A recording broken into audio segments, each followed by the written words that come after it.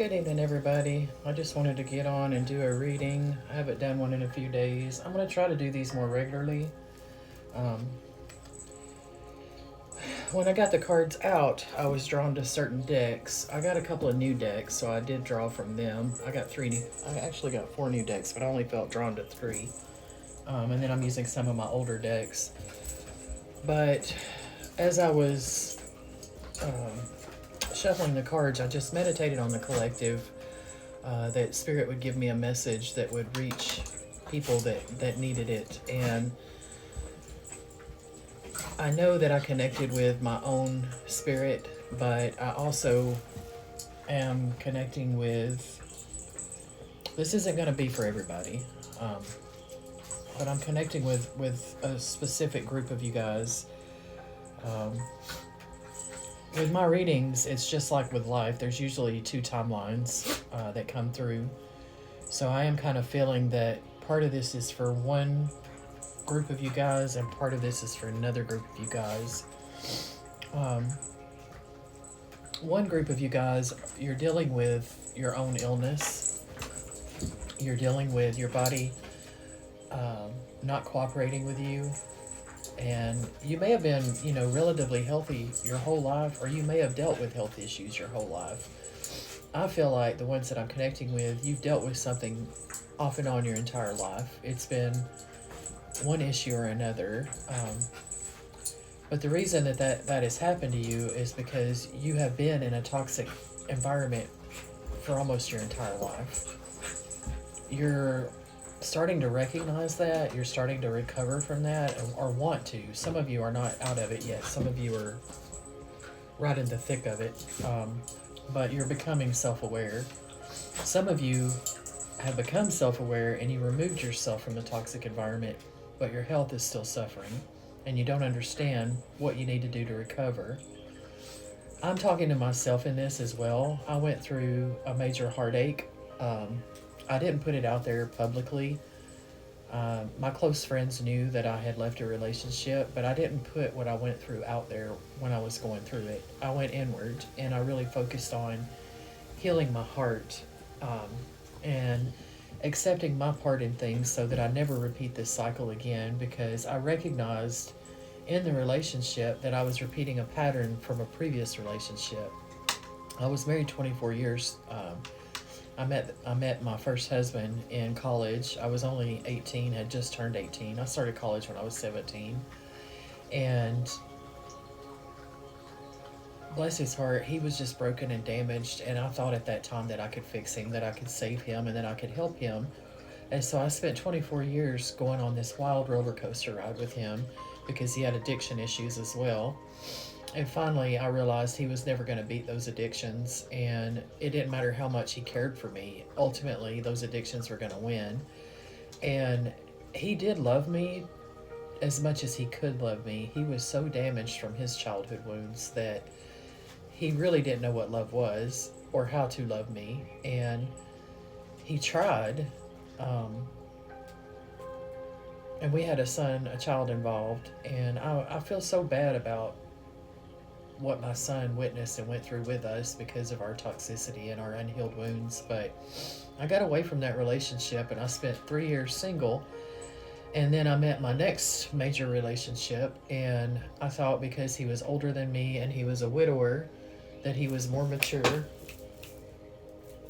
Sorry, I've got dogs, so you guys are going to have to learn to live with that in my readings. Lily doesn't want to babysit right now. Get back up there. Go on. Get back up there with him. Go on. You stay. Sorry. Anyway, I knew when I got away from my first relationship that I needed to work on my healing, and I went on this amazing journey. I ended up leaving my life in the South and jumping on an airplane and landing in Colorado, in Denver. I spent a year in Denver, and then I went to California. I spent a few years in California. Then I went to Nevada and Arizona. Spent a couple of years there and ended up here in Oregon. And I've been here for about 3 years, almost 4 years now. And so I've been on this amazing trip in my life. But I'm a Libra, and Libras do best when they're in a relationship. We just do. We balance better. And at that time, I thought I needed a relationship. Now I'm at the point where if it happens, great. If it doesn't, I'm good on my own. I'm good sovereign. But I've done a lot of inner work, and I'm still not completely healed. And getting back to what I was talking about, going through that heartache, I'm an emotional eater, and I eat whole food, plant-based, and I eat very healthy. But when you eat late at night and you've went through hormone changes, I'm also in menopause, you put on weight. And so I put on some weight, and I am not happy with where I'm at right now. So I am totally redoing my life. I'm doing a cleanse right now, and I decided it's very hard to do raw for me in wintertime. So I'm doing a soup cleanse mostly right now, and I'm doing an Asian inspired cleanse. So I'm sticking to vegetables and rice and seasonings. And as long as it fits in those guidelines, then that's what I'm eating. And I've cut out everything else. And you don't have to be as extreme as I am. But if you're wondering why your health is suffering, look at what you're doing to yourself. Look at your environment, first of all. Are you happy in that environment? Can you be happy in that environment? If you've had bad things happen to you in the environment that you're in, can you cleanse that space out? Can you get rid of all the stuff that caused you pain, that ties you to that past? Can you get rid of that stuff? Can you bring in new stuff? Can you redecorate? Can you cleanse? Can you make that space your sacred space? Because if you can't, then you're going to have to do something else for your healing. And you need to really be honest with yourself in this moment. You can lie to everybody else, but you can't lie to yourself ultimately. That's what I've learned over time too. And if you're totally honest with yourself, then you know things have got to change one way or the other. You either have to change the environment and make it more livable to yourself and make it represent who you are, or you're going to have to leave that environment and find a new environment. And the same thing, you can't take this stuff with you that you've been holding on to that ties you to the past. You've got to let it all go. No matter how special it feels, no matter how expensive it was, there's somebody out there that could use it, donate it, or sell it. Marketplace is a good tool to sell things on. But you're going to have to clean up your space, and whatever that means to you, because your space is a direct reflection of who you are on the inside. Your mental space, your physical space is a representation of your mental space. So until you change that, you're not going to be able to heal. You're going to look at it and you're going to be unhappy.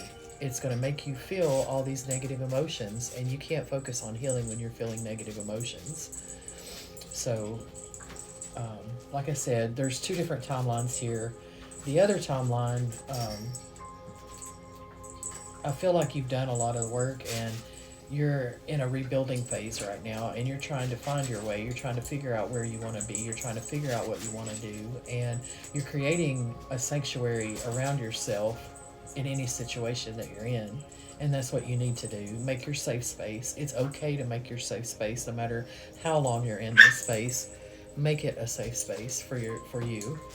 That goes to both timelines, but this other timeline, you're already working on what you need to be working on. You're already cleaning things out and getting rid of things that no longer serve you, and bringing in things that make you feel good, and you're building a sanctuary. And you may not feel like it's safe to do that because you've had so many unknowns in your past, but it's okay. It's okay to put down some roots and be happy. And no matter how long it lasts, live in the moment, live for the now. Quit worrying and stressing about the future so much. I'm doing this on TikTok to start with, so I've got 10-minute increments I want to do this in, so I'm going to have to end the video and then it'll be in parts. And I'm doing this because it's the easiest platform to record and then upload to Facebook and YouTube and all the other platforms that I use. So be patient with me as I'm still getting all this together. I was doing Facebook Lives, but they delete the lives after 30 days, and then I have to worry about downloading it, and if I don't get it downloaded in time, then I completely lose it. So here, at least with TikTok, I've got it, and I don't lose it. So bear with me. This is going to be part 1, and we're going to go do part 2.